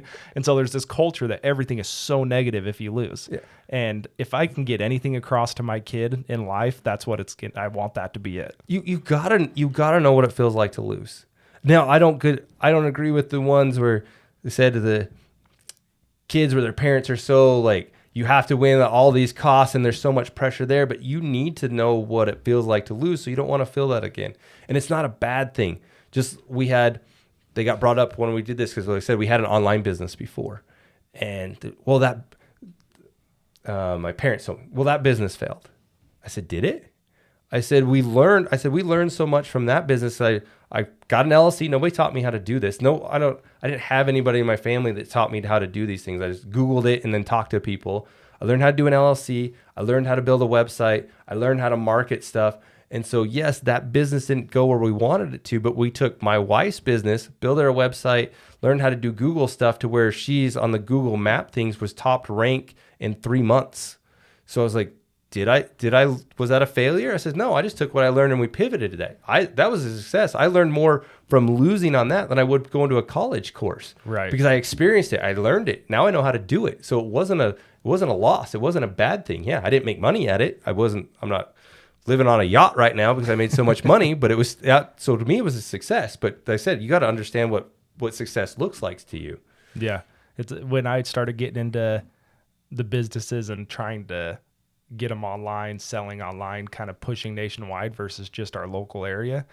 Like, I didn't even know what any of those terms were. Oh, yeah. Like, I remember, so my buddy Tyson, he's been on a couple times. He runs all my social media stuff and websites and everything right now. And I remember the first time he was like, yeah, dude, so this is what you want to do with your SEOs. And he starts like throwing all these acronyms at me. And I'm like, I don't even know what the heck, like, and I felt like at the time I was like, dude, I'm fairly confident in having conversations in business. He starts throwing all these acronyms at me. I didn't even know what any of them meant. I finally just had to be like, hold on, dude.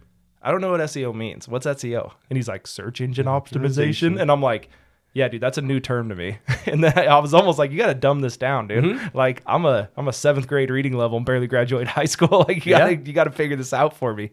But like you're saying, going through those taught you those things to build so is your wife doing this like at home? No, she's got a studio right behind Wingers. Oh, nice. Behind the sugar cookie or whatever. There's a building there, and she's on the backside. But yeah, she has her own studio. She quit. She worked in the medical field for 16 years, and then decided that she wanted to run her own business and do her own thing. So how long has she been doing that? Not that I'm trying to totally pivot us. But... No, she's been doing that. She quit last November. It's almost a year. Almost a year? Almost a year. Dang, dude, look at you two, man. Yeah. Just figuring it out. We're working it. That's what... It was scary. Like, it was scary for one of us to kind of lose like a steady income and do it. And now we're both there. That's why that one night we're like, oh shit, we don't have insurance. We don't have like anything. Like this is 100% on us. Yeah. And it was cool. Like I said, we make our own decision, but sometimes it gets pretty heavy. Like we get there and, we have to keep reminding. Luckily she supports me. I support her, but there's days like, one of us has to support the other a little bit more because you're having that hard that you have the customers cancel, you haven't made anything, and you're like, shit, this is a lot. Like, I've been able to provide for my family. I was making, mid 6 figures every year, and now I qualify for food stamps. And like, this is a lot. And she'll text me before we got over here, I'm so proud of you. I'm like, I'm not doing anything. I'm going on a podcast for free. I'm hoping somebody like takes a class from this. She's like, but you're trying. You're doing what you have to. And so it's been really cool to watch it happen. And the success that she's done, said I have to keep reminding her to not compare herself, because we have friends that do stuff and they make a ton of money. They've done really well, but they've been at it 6 years. Yeah. I'm like, you've been at it a year. If you look from the day that you started to 4 months into it, you are already making the income that you left. Yeah. And that's successful to me. If you can replace your income in 4 months, you're doing awesome.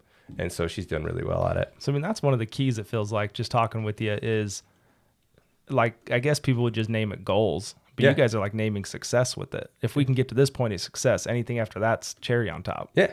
I mean, I guess I've never really thought about it that way. Like, you hear goals all the time. It's always goals, goals, goals. And I had this talk with Troy Latham that was on here as well. I mean, he's kind of like a telephone mentor for me, but he's actually one of our sales reps for one of our safe companies. And I was just kind of, I was struggling mentally with everything. And I mean, I'm a part of or run 5 businesses every day. Yeah. And I have some level of, even if it's just like getting a text about one or fully running one, I'm in it every day on all of them. Yeah. And I was just telling him like, dude, I don't know how much longer I can sustain this, and I don't know if I'm like just getting older or it's burnout or what it is, but I mean, I've been doing this for almost half my life, and he's like, dude, you got to just find out what's the end goal, what's successful, is quitting everything and running the safe store to have time to be in Duck Creek with your kid, or being on the fish, on the pontoon boat with your kid, or whatever it is. Like we went bear hunting in May, and now we're like going to plan it as like a yearly thing with different people. So he's like, so is that what you're excited about? Do you want to go do hunts? And I was like, I don't know, dude. I've just always worked. I don't know anything else. And he's like, you got to start putting other, I think he said achievements in line. And when you hit those, you need to recognize them. Yep. And then you touched on it too. That's when you said that, I wrote it down. But you need to be able to recognize that, see it, celebrate it. But you need to, what am I trying to say, dude? I'm trying to quote him, but I can't remember his exact words, so I keep tripping over myself. But he's like, you just need to figure out what makes you happy and what makes you successful, what you deem as successful. And to be honest, I don't know what that is. And it's hard. Like, one of the things, I had a coworker, we went out to, an old coworker, one of my salesmen in the dealership, we went out to lunch the other day. And that's what he asked me. He's like, so are you enjoying all your free time? I said, what's kind of hard is now I have all the free time, but I don't have the money. Like, you usually have one or the other. And so as a business person, when you're the person keeping stuff running, like, I haven't even been able to enjoy like the pool. Like the other day, I finally forced myself because I'm like, well, if I'm sitting in there, I haven't made sales. I need to go talk to at least 3 more people to try to get them out there so I can have this. Or I need to be working on my website to get it ranked on Google. I need to be doing all these things. And so then you don't even enjoy like the free time that you have. And so it's very interesting. Like, you usually have one or the other, and that's my goal. Is I want to find a balance between the two. Yeah. I don't know, dude. I don't know what I want to be when I grow up. I guess is what I'm trying to say.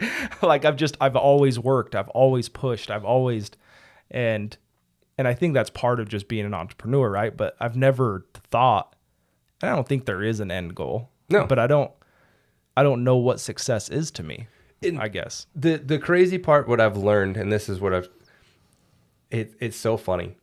The people that would take the money and kind of enjoy the money, like take the vacations, do that stuff. And there's outliers. People are like, oh, there's exceptions to every rule, but I'm talking in general because I've watched this. The people that would enjoy that are usually poor and don't make the money because that's not their main focus. I want to make the money so I can go to Bora Bora and I can do this. But the people that make that money, that's their one driver. So they have it. And I got a guy that's an inventor. He made console vault. You've seen those in the trucks. Yeah. So he was the inventor of that and then sold the business. Guy has money, do whatever he wants. He loves inventing. He's like, I don't want to go anywhere. He has an own R&D shop in his house, and that's what he does. I'm like, so it wasn't about the money. He loved work. He loved what he did. And so what it took him to get to that point, to be the millionaire, to be whatever, was his focus wasn't on the money to be able to quit. So it's very interesting to me to see that because I had clients all the time that came in worth $100 million and they had to buy a car on a budget because one, the guy was actually didn't have much longer to live, had no kids, had no nothing. He could have bought the dealership and he had to buy a car on a budget. And I'm like, why? Yeah. And he's like, because it would drive me crazy. I was like, I don't know what to do if I spend this money. I'm like, you can't spend enough before you die. He's like, that's just how I am. And he's lived on this thing. Or another one I had that has his business up for sale for $2.2 billion. And he's like, I don't know if I can sell it. I don't know if I'm done with that yet. I'm like, you've won, dude. You've won Monopoly. You've passed go. Like, you've won. Like, what else do you have left to do? If you sell it for $2.2 billion, like, what else He's like, I enjoy working. They enjoy whatever they do. And so it's always been very interesting to me. Yeah. To be like, the people that would just want a vacation are the ones that are poor, and the ones that have all the money just want to work. Want to keep working. Mm-hmm. Yeah. I don't know, dude. I wrote down 2 other questions, but I'm wondering if you watched me write down successful, because after I wrote it down, you started going off on this tangent about being successful. And so I was like, you must have saw me write that. No, I didn't see it. That's something, because it's selfish for myself. I want to start asking people that, and not because I want to like piggyback off of them. Yeah. But it interests me. I'm like, and I feel like we've beat it. And so we can skip that, but I'm always just curious of like, well, so what do you deem as successful? And so when you started into that, I was like, that was perfect. Well, and the big thing at the end of all this, what was really like when I did the bodybuilding thing, what my physique and stuff looked really good, but actually the highest point that I had in all of it was somebody at the gym one day came up to me and he says, I've watched you work and watched you change. And he said, and it motivated me. That meant more to me than like my actual body change and stuff. And what's been crazy, I've wanted to build like a business and I've wanted to be successful. And it's not even necessarily the business, like to do that. But if I reach that point, people would actually take advice from me. I like helping people. That's one reason for this courses, I like helping people, help them to achieve stuff, to do it. I like training when I train salesmen and stuff like that to help them make more money. And so that's where I like to do is I wanted to be able to get to a point where I'm kind of relevant enough that people would let me help them. And that's probably been my coolest thing about success. If I make it to a point to where then, somebody sees me do it and maybe they listen to like our Brad Lee and all those guys that are on TikTok. Those are the videos I saved. Their sayings that they do is help motivate me. It helps me get through those dark times. Like when I'm scrolling, I'm like, fuck, this business isn't going anywhere. Like I'm not going to do pool. it. Yeah.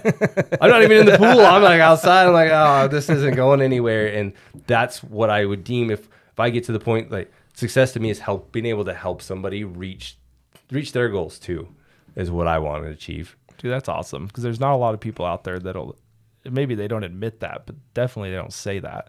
So I think that's a unique thing. As much as I'm similar in a lot of ways, but so I think the way our mind works, we think everyone's that way, and it's just not the case. It's true. Yeah, it's just not the case.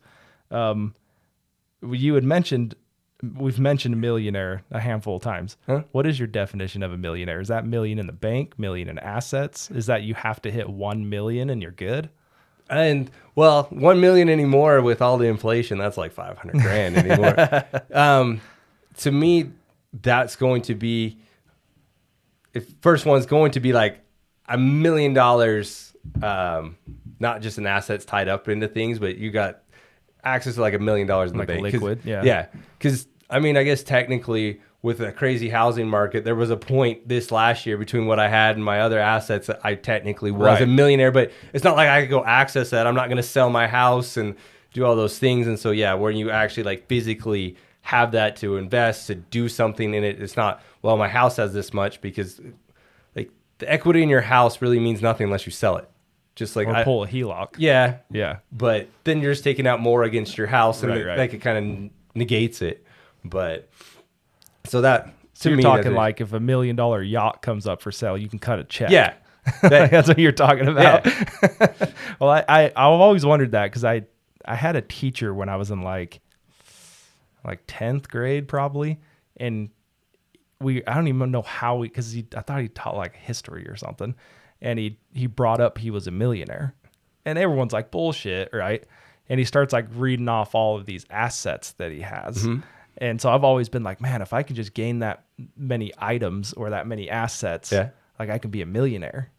And then when I talk to people that actually have money, they're like, I've got over $1 million in the bank or multiple banks, and it makes me think like, well, wait, so what's a millionaire? Yeah. Like, is a millionaire $1 million in assets? Because definitely not most people, but there's a large amount of people that have $1 million in assets that wouldn't consider themselves millionaires. 100%. Right now, if you have a decent sized home in St. George, you're probably sitting at close to $1 million. Yeah. 100%. I realized this, and I never really had anyone that showed me this growing up. I'm realizing it more now as I was going to say an older adult, but I'm 33, but like the last few years, that's what I'm trying to get at.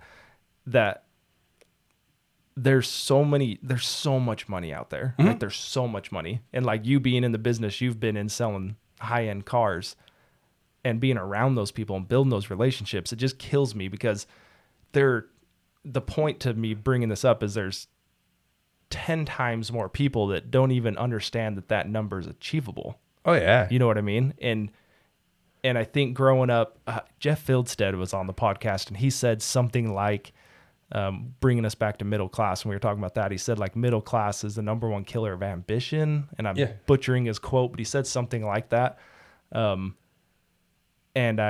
we had this talk on the podcast. We had a clip go up and I said something like, I want to be able to set my kid up to not be in middle class and be in high and, and be in a wealthy. I actually watched that clip that you did it. Yeah, I did something. It was something like that, right? I want to set my kid up for this. And someone comments to the effect of, so he's like, I would respect someone that came from middle class and made money than I would a spoiled brat that his grandpa was rich or something like that. And I was like, dude, you just don't get it. No. Like, I'm not even talking about my grandkid. I'm talking about like just setting him up and being able to teach. We did another clip that was about 3 generations of wealth. And it was like, if I can gain the wealth and then show my son how to not only maintain it, but grow it. Yeah. And then what I taught him gets passed on to his kid that he can maintain it and grow it. Like, you're trying to say that doesn't say something about me and my kid? Yeah. Like, you just don't get it, man. No. And there's things that the rich people I've seen them do both ways. So I used to work with troubled youth back in the day. Like, dang, bro, how many jobs have you had? A lot. I've been around, dude. I'm old.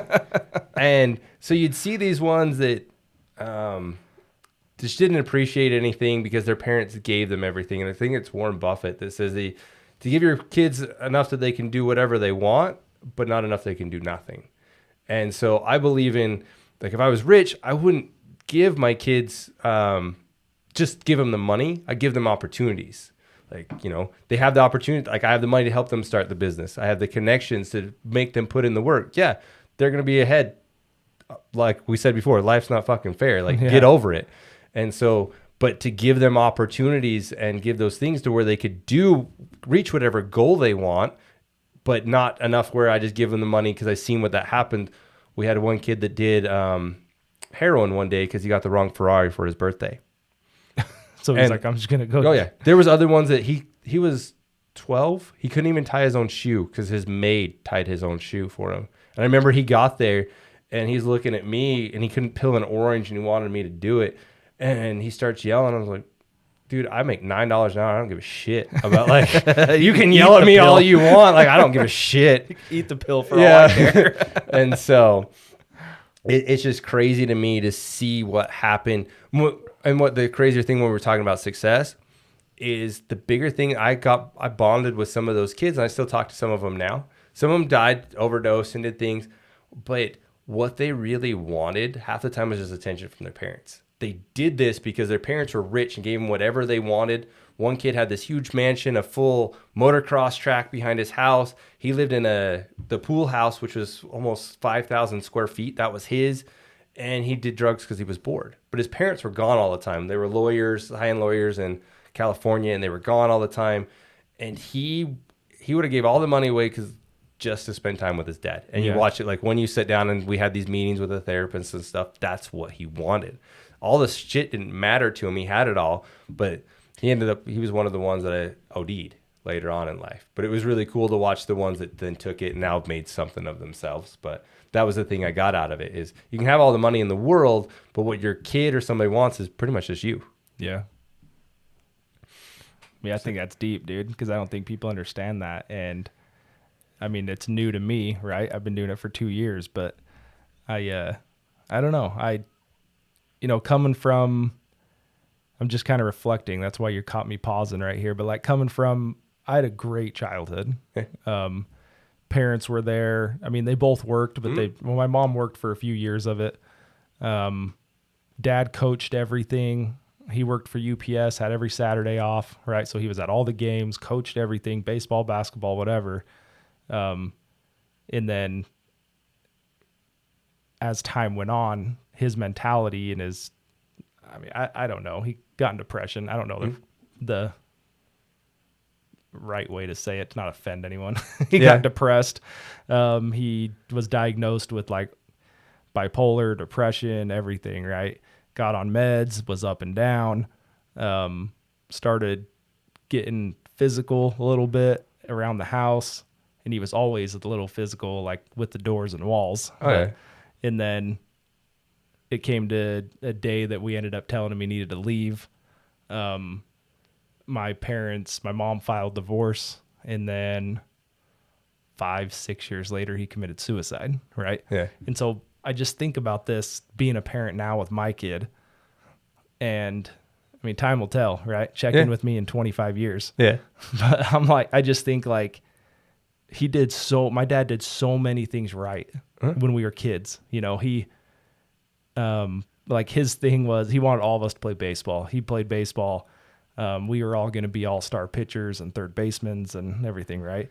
Shortstops.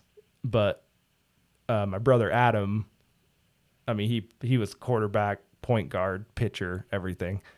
But my dad, with all of us, he would sit we had like a long front yard. And so he'd sit on one side on a bucket. So he'd get done with work, balls tired. Yeah. I mean, I worked the post office for 5 years. It's like I kind of have a glimpse of what UPS people went through. No AC, running packages, right? Yeah. And so I know he's sitting there balls tired. And the funny thing about him was with me, I can't speak for my other brothers. So I have 3 older brothers and a little sister. For me, it wasn't like, hey, dad's home. Do you need help with your homework? It was like, hey, dad's home. Let's go throw some pitches. Yeah. You know, so we'd go outside and like, I'll never forget sitting there throwing pitches to him. And I wasn't even a pitcher, dude. I played third and shortstop. I wasn't even a pitcher. And we would go out there but just that, what I'm getting at is just that time. Like he did so many things right. Yeah. My dad was really good at trying to take something we were all interested in, and then whether he was interested in it or not, he would try and focus on those things. Yeah. And so I was always fixing stuff, taking things apart, fixing things. So he like went and he took me to a yard sale where he saw an old lawnmower, and we bought a lawnmower and rebuilt the whole thing, right? And ran it, and then we sold it. And like, he didn't know how to do any of that. Like we had like a repair manual that we were like reading, trying to figure it out. My brother Jason's more of the tech, gaming, and my dad was into that and music. So my dad and Jason have this thing where they can listen to a song and then play it on a piano. That's crazy. You know, like I don't even know if Jason can now. He probably can, but like he can't even read music. Like you put it in front of him, he couldn't do it, but you play it for him, he'll play it, right? And so I guess what I'm getting at is it is interesting as I went through life, as I was getting older, it's that same thing where like when his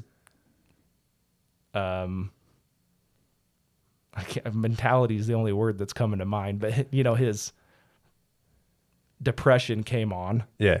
That's a lot of what it was for me. I think I had to start being the adult. Huh? He wasn't around. He was depressed. He was in bed. He was locking himself in his office downstairs. He was, and then I was having to step up. I was paying the bills, the house payment, the power bill, all these things. And that's really where our relationship just flipped on its head. You know, luckily it happened when I was older and I got it and I understood it, you know? Yeah. And like, I never really blamed him. Like I've talked to my mom about it and I'm like, I don't blame him. I just lost a lot of respect for him. And that's what happened for me. And I feel bad when I talk about him on here, because a lot of times I'm talking about the last few years of his life, Yeah. but like he did so many things right. That's why I think so fragile about family and parents and kids is you can do so many things right for so long. Yeah. And then where does that flip if it does, you know? And it's hard. Like I said, I'm the same. Me and my parents didn't get along a lot of the time. Didn't have like a close religion had to play a lot with it. And actually, and this isn't anything bad against my parents. Like I said, middle class type deal. So they were working. And then my dad was a bishop. And he was Bishop Young. So when he wasn't at work, he was at church. And so I didn't see him like a whole lot. And that played actually into me not wanting to have kids. And not saying that he was a bad dad, was what did I hate about my childhood? Well, I was alone a lot. Me and my sisters I have two older sisters, we're all 5 years apart. So the oldest one was pretty much gone. Me and the other one didn't really have a lot in common. And so because they were working, and good on them, like they provided for me. I'm not saying anything bad like that, but I'm like, am I really going to have all that time to put into a kid? Like I have all these goals. And so if I have all these goals, I don't want to have a kid just to give them to a babysitter and say, raise them, because I hated that. I went to like preschool earlier because my mom was working, and I remember being the youngest one, like a year younger than everybody else, and getting picked on there. And that was miserable for me. I went through like 2 of those, and just remembering these things, and they weren't there because my dad was busy with work or with the church or something.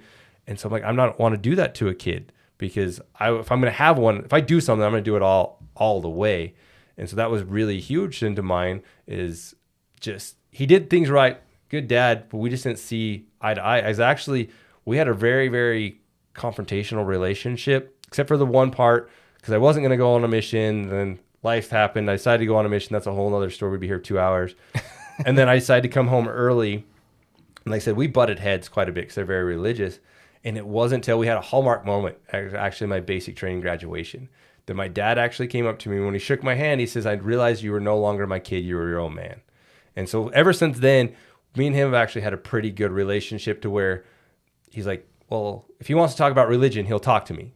If not, like, he just wants to be part of my life when we have it. So it's been good now. But like you were talking about, those things that you have in your life that people don't understand, that made you into why you can run these businesses, why you do it. My pivoting moment when I was a kid, my best friend was a year older than me. The night before graduation, he fell out of the back of his truck and got killed. And so this is going to be bad. I don't know if my mom was ever going to listen to this, but how I found that out is she woke me up in the morning, and she goes, hey, do you know where Tyrell was last night? I was like, no. I'm like, we're supposed to hang out today before graduation. Well, he died last night, but I got to go to a meeting in St. George. I'll talk to you when I get home. So then I just found out at 17 years old that my best friend just died. And then I was left alone. They wanted me to go find a job that day. And I'm like, I don't fucking feel like finding a job today. And then they didn't like funeral. I went to his funeral alone. At 17 years old, I was alone. And then I remember I used to go out to the graveyard and visit his grave. And one of the moments, I remember my mom goes, he's dead. You need to get over it.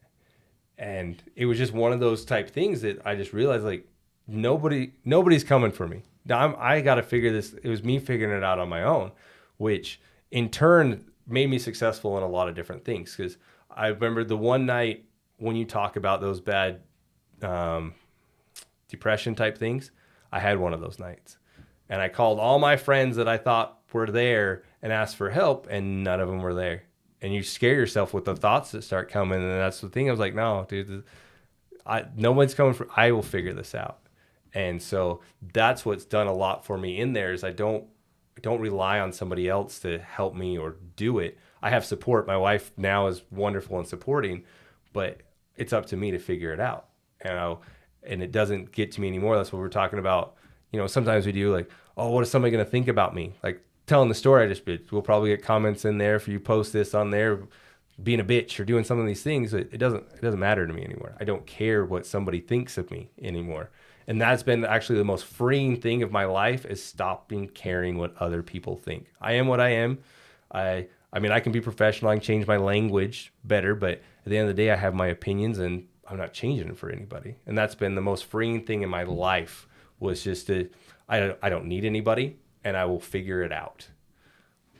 Yeah, I like that, dude. I'm not fully there yet, but it's something I've always told you what I think. Mm-hmm. And so if friends needed advice and they were kind of set on going one way, like, I'm not the guy to talk to. Yeah, 100%.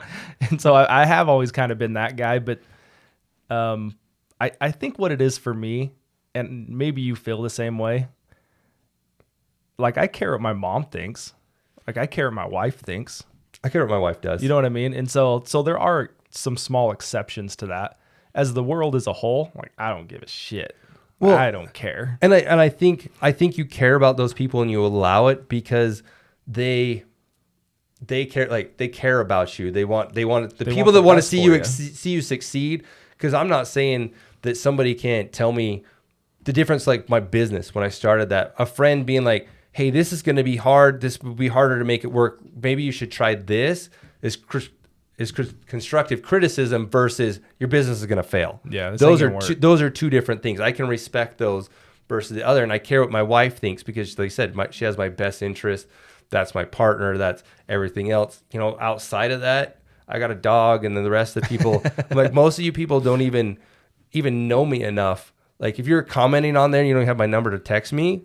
Like shit, you don't know me well enough to have an opinion about me. Yeah, you've seen some of my memes. You maybe heard me get upset. 'Cause I'm the same with you. I'm not your trainer or person. Not for firearms. Like beginner things, a whole different deal. But when you come to me like train or do something, I'm not your person to ask, am I fat? Because if you're fat, I'm going to tell you. Now I'm going to tell you how to get better because I, like, again, about that losing thing. I hate that we can't be honest with somebody because if somebody calls you fucking stupid, well, guess what? You may be fucking stupid. Yeah, it's going to hurt, but you may be there. Yeah. And I'm not to try to kick you when you're down, but like I said, not everybody's a winner. Now, I'm not saying that you can't be one, but not at certain times, not everybody's a winner. And I don't need somebody to tell me that I'm a winner when I'm not. Hey, these are the things you suck at. Now let's help you get better. That is the difference between the two. Don't just kick me and tell me that I'm stupid. If I'm willing to work, I'm dumb at this, but show me how I can get better then. And so that's a big thing because one of the most freeing things after I got fired is nobody can tell me what I can say. Nobody can tell me how I can say it or do it. And that being controlled, if they want to know the worst part about the military and anything experience I have, combat's not bad. The trauma's not bad that I've seen. It was being controlled. That was the biggest mind fuck that I had the whole military is being controlled by idiots that I had no say. That caused me more mental stress than anything else. I can see shit and it doesn't bother me. I used to run the military funeral honors program. I've done 900 funerals. Wow. Personally, somewhere around there, and then coordinated a whole bunch of others. So it does. You get desensitized. Your stuff changes, but that stuff didn't bother me as much as being controlled. Well, I think that's a big thing of successful entrepreneurs too. Like people tell me, well, why did you go into business for yourself? And I would say I'm not a good employee. Yeah. Because I'll disagree with you. I'll challenge you. And a lot of the times I am right. And if I am right, I'm gonna tell you I'm right. Yeah. And we're probably gonna butt heads. But I've had bosses that understood that and let me be me. Huh? And like it's funny, the last person I worked for, he was that way. He just let me do my thing, and I got away with a lot. I would say things that just challenging people. I was the pot stirrer. Oh yeah. Right? So I'm in there. Everyone's saying something. I'm the guy that'll throw it out in the middle of the room and make some people feel uncomfortable and 100%. But at the same time, when he had to, crack down on someone and get hard, and like he could come to me and tell me what he thinks, and I'm like, hey man, like I'll try to be better at it. And he knew that he couldn't go do that to half the other people because they would file complaints against him. Yeah. And so we always had this balance. So people that understood that personality, like I've thrived with those bosses. I had another boss that she didn't want to be challenged. She was in a male-dominated career. Her and I butted heads from the first second she walked in the building. And ultimately, she ended up catching me on a technicality, and they fired me because I had taken a drink that I drank and then paid for at the end of the day. And she got me fired for theft. and so, but it's funny. It's the different personalities, and it's leadership. It's and being the boss is hard. Like that job with the male boss, a lot of people. So he's kind of halfway transitioning out of that position now. And not everyone, a lot of people are kind of shitting on him. Yeah. And I'm like, dude, you guys don't even know what he goes through every day. And he's like middle management, like in the building, he's like King Dick, but above that, like he's just getting crapped on from above him. And then he has to bring it to us. And then we all have to crap on him too. Like he's in the worst position you could be in. Well, what's hard on some of those is I think sometimes when people get to the boss, they forget what it was like to be at the bottom too. And because they don't understand that. And then the communication and people change. So my one at Mercedes, some of my last words is I told him, I was like, I'm the same person today that came in here. I said, I haven't changed through there. You guys have. And a lot of it did. My biggest problem with a lot of this that happened there was not what they did, it's how they did it. Like the first 4 months of this year, we made more money than the entire year before I took over as a sales manager. So how I got rewarded is they cut my pay and how they did it. It wasn't, hey, some of these bonuses are paying a little bit more than we expected. Like, let's work something out. It's no, yeah, that's too rich. We're not doing that. And, you know, pretty much if you don't want to sign this, then we'll find somebody else that will. Because they got when I questioned it, I'm like, well, the pay you're going to do, I'm going to make less than the top salesman. Like, why would I put in all this work? I could just go back to being a salesman and doing it. And then the same way when they fired me was at the very most, if you wanted to get extreme, that should have been a write-up. And then came and talked to me. Hey, you've been here 5 years. Your store is one of the only ones that is tracking higher. Like, we're tracking record numbers while the other stores were tanking that month. Hey, you know, I get that, you know, we had this bad thing over there. We cut pay. Nobody was really happy about it. But you're a manager. And if you're going to be a manager, we need your focus to be 100% here. Like, you know, you need to choose, even if you give me ultimate, choose between that business or being a manager. If you don't want to do that, maybe we'll move into a different thing. Talk about it instead of just coming down and there's your papers and that's your final check. Right. Because I cut him off because at the end of it, I seen that my paper was there, my check was printed. And I'm like, so at the end of this, because I cut him off, I said, no matter how this conversation goes, I'm fired, right? He goes, yeah. I said, then we're done. Well, we're going to talk. I said, you're just trying to make yourself feel better for the reason you're doing it, because you know that you fucked me. And that's it. We didn't. You brought this on yourself. I'm like, whatever. Because one of the things that pissed me off is he kept saying in the thing, you're just not drinking the Kool-Aid anymore. You're just not drinking the Kool-Aid. And all I could think to myself is you idiot. The people that drank the Kool-Aid died. Yeah, no shit, I'm not drinking your Kool-Aid anymore, because that's the leadership that happened. And what's sad is it was a really good company, and then they made a ton of money, and it started to turn more corporate. It stopped being about the people at the bottom, and it started being more about money and things, and it turned bad. Not the people don't quit jobs, they quit bosses. And it was hard because what they did to that is they took a really good place, and it wasn't because they fired me, but how they did it. Now the atmosphere that's there is bad. Yeah. Because now people are like, well, if we can just get fired for whatever, because there's other people doing side businesses. There's a guy selling houses. There's another guy doing another thing. And they're like, well, how was his different? And it wasn't. They just lied about it. And so. Yeah, there's no explanation. Like you're saying, dude, it's you want to continue the conversation so you feel better about it tonight when you go to bed. And honestly, I wasn't even going to post anything on social media, but what made me the maddest was the lies of how they were telling that it went down afterwards. Is that they were feeding everybody. I'm like, no, that's not how this went. Like, you need to understand how this went, because you guys are lying about it. And even I thought my one direct boss was a really good friend of mine, and he actually reached out later, and I told him, because I'm a direct person, I said, we're not friends like that anymore. Reason being, I said, I understand the chain of command. I understand the boss is going to make his own decision, and it's going to happen no matter what. But I said, in that meeting, in that time, I said, you didn't do anything for it. You didn't say anything. You're telling me now that you didn't really agree with it and there was no real reason for it. And I said, the difference being is I've been a cop. I've been in combat. I said, I understand what you did, because you did it. You saved your paycheck. Like, I get that. But I said, I have buddies that we'd go into houses and they would take a bullet for me. That means they're not going home to their family. Those are my friends. You wouldn't even stand up to your boss because you're afraid to lose your paycheck. I said, so I can be professional. You can come take one of my courses. I'll teach you. But I said, we're not on that level of friendship. I know there's a time that you will screw me over to help you. And so I'm very, very picky on who I call friends and who I will do business with or do things like with that and trust. And I was like, we're not there anymore. So that was probably one of the hardest things. I thought I had a friend, and I got burnt. Yeah. And I'm just sitting there in this room like, what the fuck? So that was hard. Yeah, with no one sticking up. Yeah. Yeah.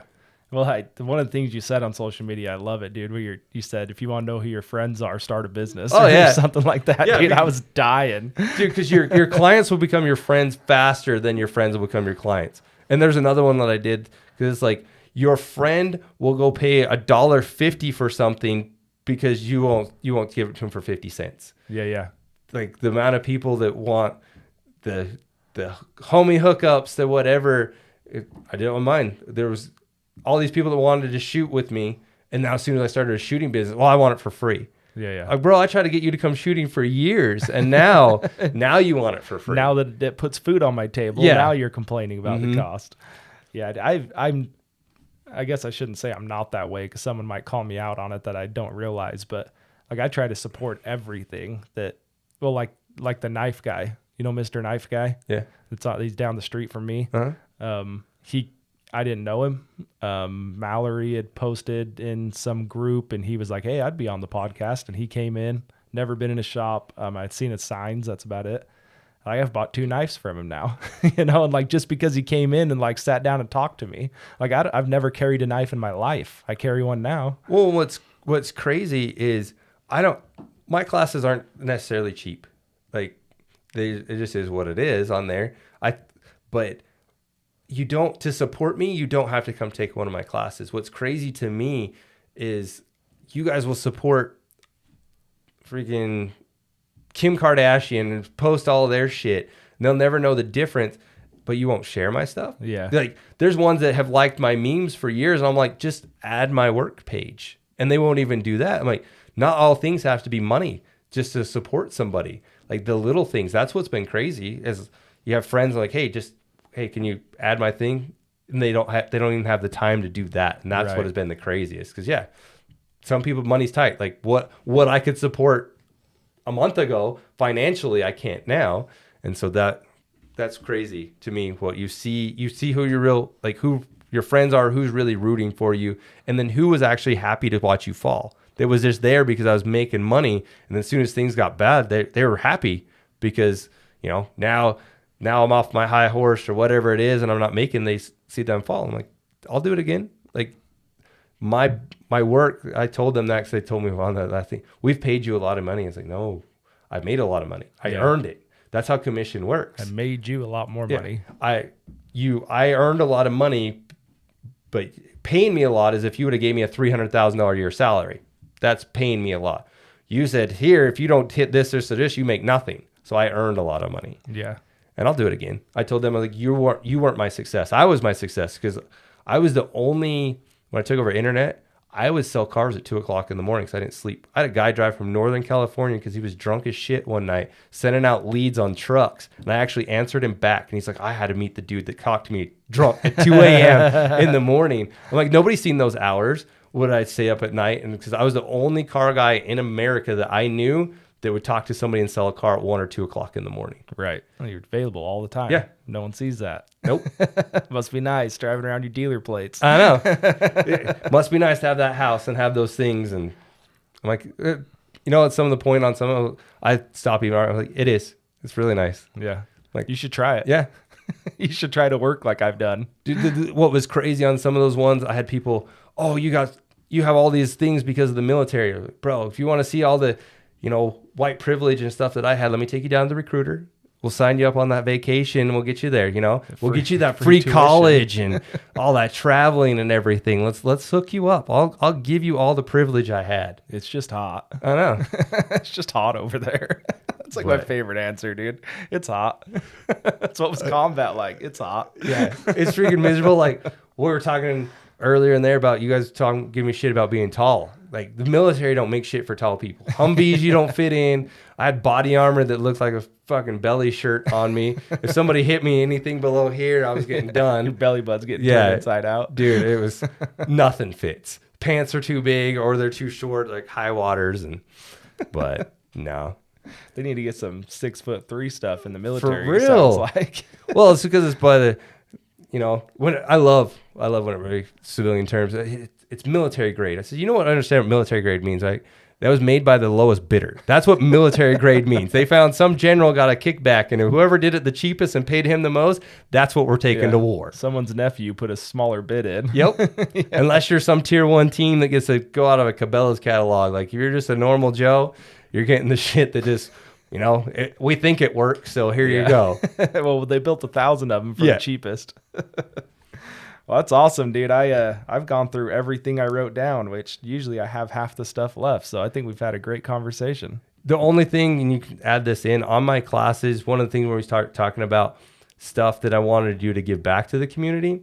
I know there's laws and stuff to do whether they can or not, but I'm actually going to offer in smaller class, but training for teachers for free.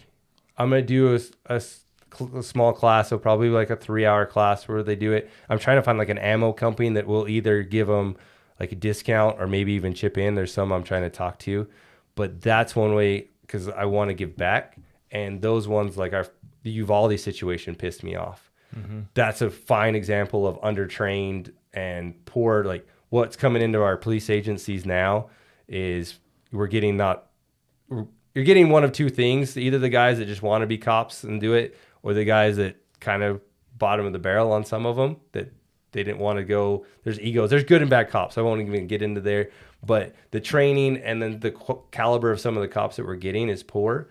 And so my big thing, if you see it on my website, is nobody's coming for you. And even if they do, doesn't mean they're going to save you. That situation is prime for it. And so I wanted to, teachers are ones that don't make a whole lot, but I think they should be because they're around our kids the most. They're one of the people that should be proficient with these things and have the tools. Some of these shootings could be stopped a lot faster with a good guy with a gun and some of those, because by the time the cops get there, usually it's over or they're doing barricaded it. Mm-hmm. And so that's one thing I wanted to do in my business to give back is I'm going to offer it to when I get a big enough audience that I can put it out there. My 200 followers right now, I can't reach very many teachers, but it's on my website. If anybody knows anybody or has friends that are teachers, to reach out to me on it, and we'll put it together for them and teach them for free. Dude, let's come up with something, because I think there's got to be something where, and maybe we can cut this too. I'm just brainstorming in my mind right now. So Tyson and I are talking today about doing some kind of like sponsored t-shirt or something where, and I don't even know if it would make sense. It was just like this random idea we got on the phone with, but it would be like, maybe we all put money in. I don't know. Let me think about this, dude, because I think we can raise money to do that. So the idea basis is like do a t-shirt. On the front of it, maybe we have some slogan for teachers doing training, right? Yeah. Whatever that is. And then on the back, it would have like Weapon X Holsters, Southern Utah Safe and Vault, whoever ammo company, Dixie Gun and Fish, Discount Pawn. We could like get all the Mr. Knife Guy and let the businesses like fund that. Yeah. So like you find out, okay, the cost of ammo is this. And like maybe you give your time for free, right? Yeah, like that's what I'm doing anyways. Yeah. And then you find out, okay, ammo is going to cost us $500, whatever. And so the businesses all put in $150, and then these t-shirts get made, and then the t-shirts get given to the teachers. Yeah. Or something like that, to where it can kind of start ballooning. I'm trying to go talk to HSL. They said the guys over there are pretty good guys. I know those guys. And so I wrote an email to them because I didn't know like whether you wanted to be a part of it to either discount it or I'll try to, like the class I'm trying to do is, it's not going to be super extensive, but probably 150, 200 round count at there, but enough to get them through, because like the first hour is kind of like a basic thing to go through, and we don't even start shooting until usually quite into it till they're comfortable. And so that's what I really wanted to do, is I think it would go well. And because I think what you would do also is, let's wrap this up and then we'll talk about this. So anything else you want to go across? We've covered a ton. I think this has been a good episode. No, it's been good. The biggest thing on the businesses on there is if you go and you look on my site and you don't find something that fits you, I'm customizable. I'll do one-on-one groups. I'll let you create your own. I've tried to do like the big group classes, and I will do them, but I found a lot of people are more, especially the females, are that they'll put a small group together with their brothers or their coworkers or something like that. They're comfortable with. Yeah. And if you're wanting to do this or this, like just talk with me. I'll make it work with budgets. I'll make something work whether you want a bigger group, whether you want a smaller one. I have set stuff in there, but just talk with me. I want to get people trained. And there's like a contact My page. phone, my modern shooting solutions is there. I have a website. It has my, you can message me on there. It has my personal cell phone. You can call or text me on there. It has an email. It's Rustin at modernshootingsolutions.com. You can email me, text me. But yeah, just get a hold of me and we'll make something work. No question's a dumb question. I had a lady reach out to me from California, wanted me to, because she liked my page and liked what I was doing, to find her a place to train in California. I'm there to help. I'm actually looking for her, spending my time looking for her for a place to train in California. I got to pay my bills, but it really is at the end of the day, just getting people out there, getting knowledgeable and try to give back. You're right. So people want to follow you. You have your own pages and then you have your business pages as well. Yeah. So shout all those out. I have my personal one. If you're not offended by memes, I can add you. It is private. It is one of the best ones to follow. I'll say that. But it's Rustin and Rocky. That was my Great Dane. That's my personal one. And then Modern Shooting Solutions is my Instagram, my TikTok videos, and then also Modern Shooting Solutions is my webpage. Just modernshootingsolutions.com. Yep. Okay. Cool, man. Yeah. I'm glad you came, dude. I'm glad, dude. The wife's like, "You've really been there that long?" I was like, "When you get two guys that like to talk, we could be here all fucking night." Two overshares. That's funny. Well, we took a little break, so you can tell her that. You could tell her you were just. Well, she'll probably listen to this. So I was gonna say you could probably just say you were talking her up the whole time, and there were so many good things to say about her. I did. There's nothing bad. She's super supportive. So, well, I think you have to have that. You do. It's something I have too. And people that I know that are trying to run businesses or start businesses that don't have that support from a spouse, I'm like, good luck, dude. That's hard. Well, and it is like for her to be able to support me to be okay. Like we had to talk about it, but to turn down a job where, $200,000 a year guaranteed, I'd have no life. I'd have to go back to a corporate life, and her be like, I just want to see you happy. Like whatever comes, like if we got to sell the house eventually, we got to do something, we'll make it work. That's worth more than whatever I'm going to ever make in any job. Yep. 100%, dude. Well, guys, that's episode 66. I had a good time. This is a good episode. If you like it, share it, leave us a comment. All that social media nonsense. I can never remember what they all are. But anyway, if you're still with us, appreciate you being here, and we'll see you guys next week.